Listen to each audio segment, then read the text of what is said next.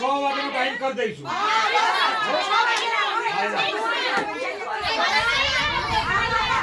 તમને 1 કલાક ને 20 મિનિટ પાણી આવશે। ખેરાલુ નગરપાલિકાનું પાણી વ્યવસ્થાપન ફેલ, પ્રમુખના જ વોર્ડમાં 2 દિવસથી પાણી બંધ, મહિલાઓનો પાલિકા ઉપર ઘસારો। વોર્ડ નંબર 2ની મહિલાઓનો આક્રોશ, પ્રમુખના વોર્ડની જો આવી હાલત હોય તો બાકીના વોર્ડની શું સ્થિતિ હશે? ખેરાલુ નગરપાલિકાના વોર્ડ નંબર 2માં છેલ્લા 2 દિવસથી પીવાનું પાણી ન મળતા મહિલાઓનો રોષ ફાટી નીકળ્યો હતો।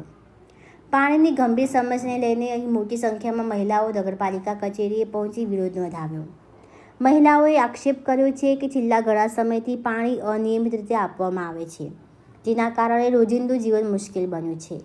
ખાસ વાત એ છે કે આ પાણીની સમસ્યા નગરપાલિકાના પ્રમુખ મોહિનીબેન પંડ્યાના વોર્ડમાં સર્જાઈ હોવાનું સામે આવ્યું છે, જેના કારણે સ્થાનિકોમાં સવાલ ઉઠી રહ્યા છે કે જ્યારે પ્રમુખના જ વોર્ડમાં આવી સ્થિતિ હોય ત્યારે અન્ય વોર્ડના લોકોની હાલત કેવી હશે?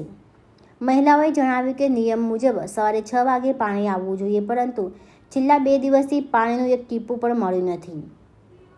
વારંવાર રજૂઆત છતાં સમસ્યાનો નિકાલ ન આવતા લોકોમાં ભારે રોષ જોવા મળ્યો।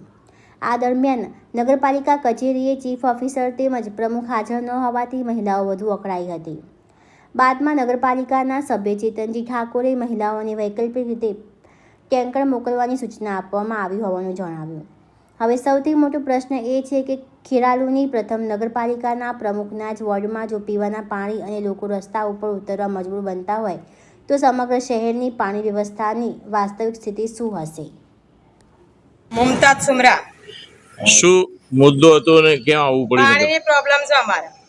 ખાલી કોઈ સિંધી સોસાયટી રામરોટી એરિયા આખામાં પાણીની પ્રોબ્લેમ બહુ છે।